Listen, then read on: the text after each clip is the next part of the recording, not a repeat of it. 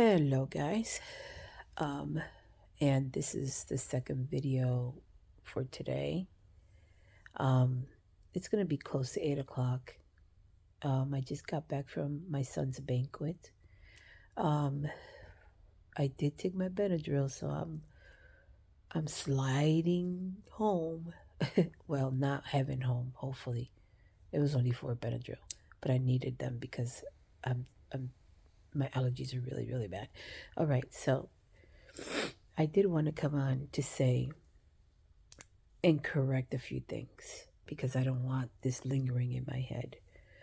Um, so my son did reach out to my roommate, and um, she did reply to him saying, "Oh, I'm gonna have to check if I can, and I'll let you know." And she never. That's when she never replied back. So she never let him know. And the reason why is because we needed to say how many people were coming. Um, But anyway, but just to say that she did initially reply, but then never followed through. Um, I mean, I don't know if that's any better, but I just wanted to clarify.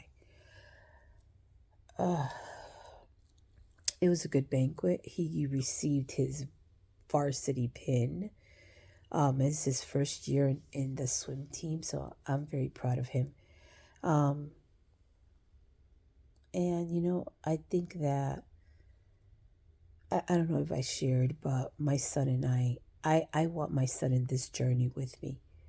And he is a foster child, so he's got his trauma, and um,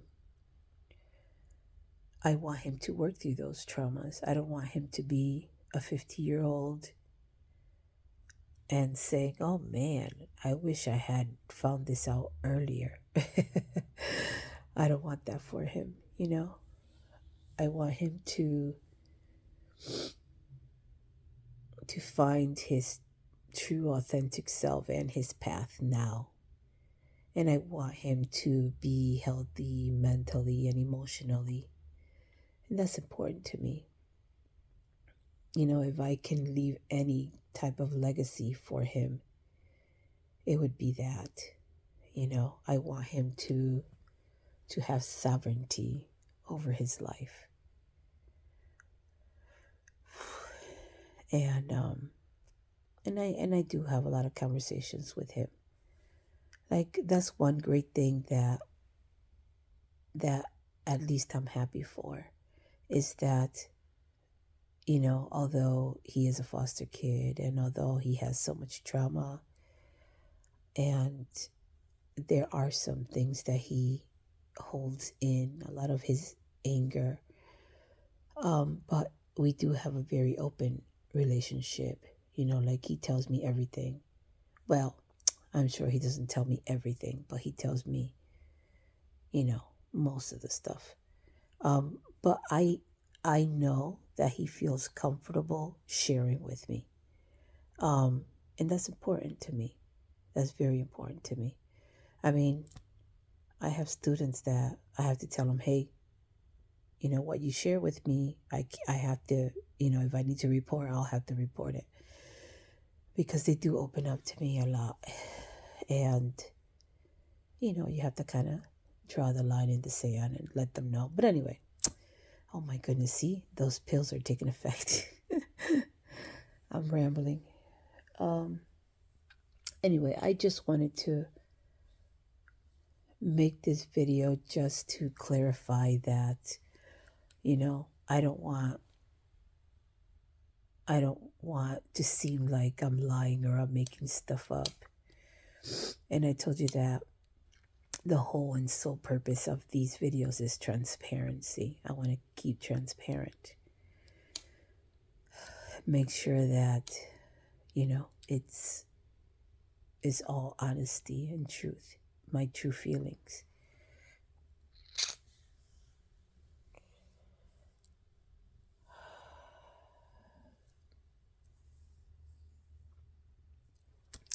So, my friend Bobby, You know,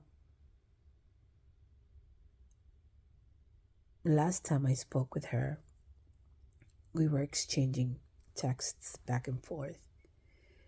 And um,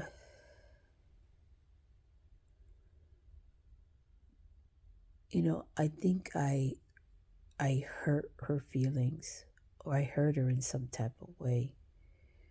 Um, and I don't want to be that person.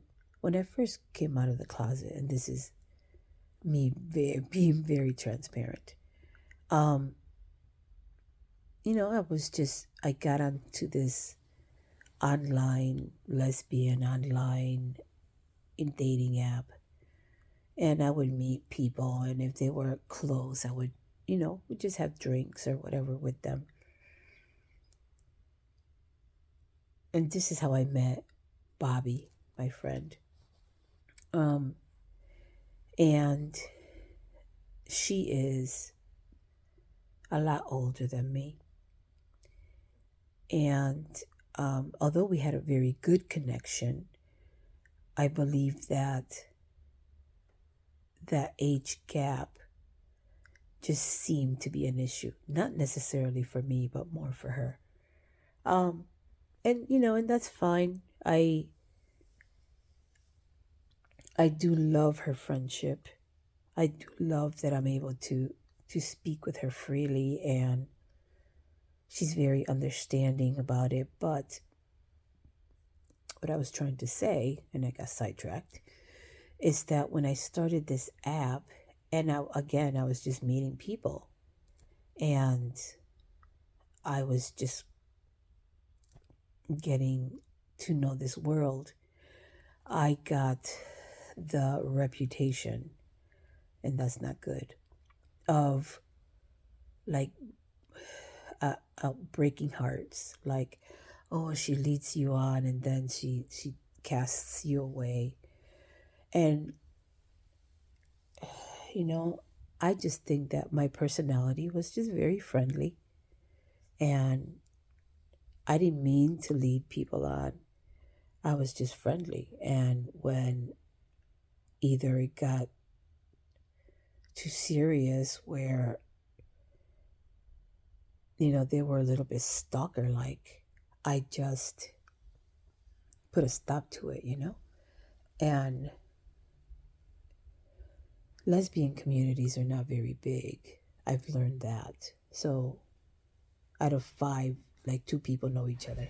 So anyway, so basically what happened was that eventually 2 people connected and had me as the common denominator. And, I was pegged as that. And I don't, that's not who I want to be. And sometimes when I speak to my friend Bobby, I have that in the back of my head. Like, I don't want her to think that I'm leading her on, or that I want something more than a friendship, But, and I think that last time we had a conversation, that kind of surfaced a little bit. And I don't want to be that person, I don't want to be that.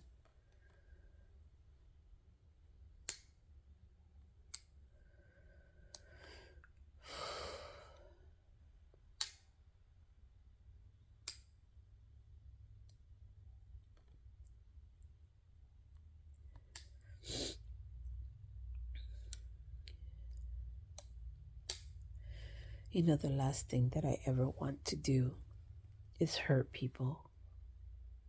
Like, I am a firm believer in treat others as you would like to be treated. And I've taught that to my son. As empathy is sympathy, is all of that. So it hurts me to think that that I gave my friend Bobby this impression. And it's difficult for me to kind of bring it up. I mean, she's a therapist, so I'm sure that she's able to kind of work through it together, right?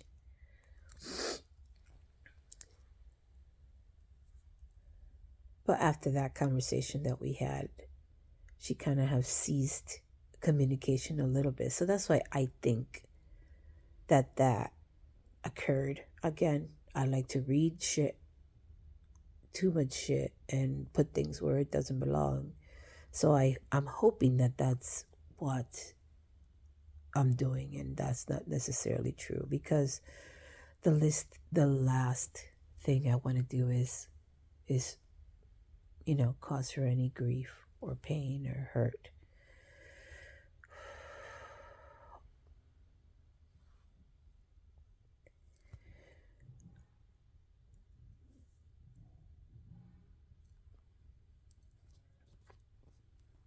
All right, it is kind of dark. And that Benadryl's getting to me, so I think I'm out. Good night.